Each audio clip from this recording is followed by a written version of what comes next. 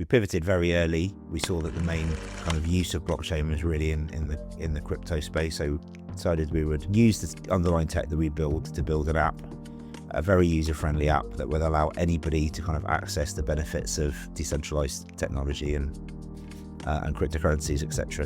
And we were for one of the first companies through the FCA's registration gateway. So one of the first companies to be not fully regulated but registered with the FCA and supervised by the FCA. We grew the app business really well, over 100,000 users, very strong growth through that phase where it looked like crypto was going to become extremely mainstream.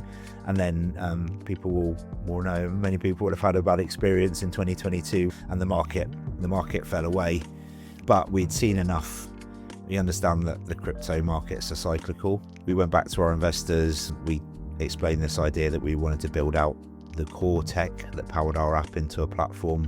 So in the same way as you have a payments as a service company like Modular, you would have the ability for a company to be able to offer retail or institutionally focused cryptocurrency or digital assets products without having to build everything themselves. For me, the hardest thing you can do from the UK is making that move and making the right decision to go and be based somewhere else or to have a sub somewhere else, wherever that happens to be.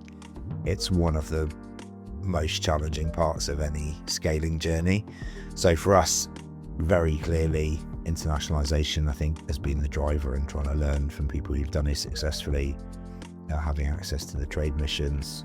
Great opportunity to kind of go out and do that in a structured way as part of this group of Scottish companies, which was the driver. It's been very important in terms of our thinking around how does it work commercially and when's the right timing. And the kind of the tech scaler piece felt like an extension of that work and maybe a community of companies who are trying to do the same thing. And then again, half the value was being there.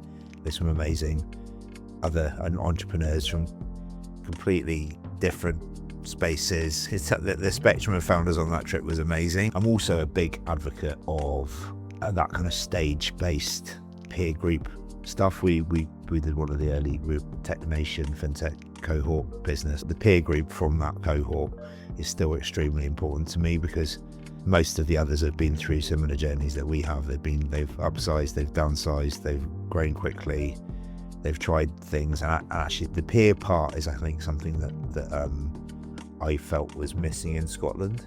With any program, whether it's an incubator, whether it's an accelerator, so obvious, but you get out what you put in, and understanding what you expect from it is the key thing. And I think probably tech scalers looking for companies that are looking to scale and think about how they scale into those markets, not looking to just go and see if it's a nice place and it might be viable. You need to write down what do you want to get out of it. You need to know before you go, what do I expect to come back with from that trip? Be as prepared as possible for everything. The more prep you do, the more muscle memory there is, the higher the chance you've got of succeeding. It's really simple.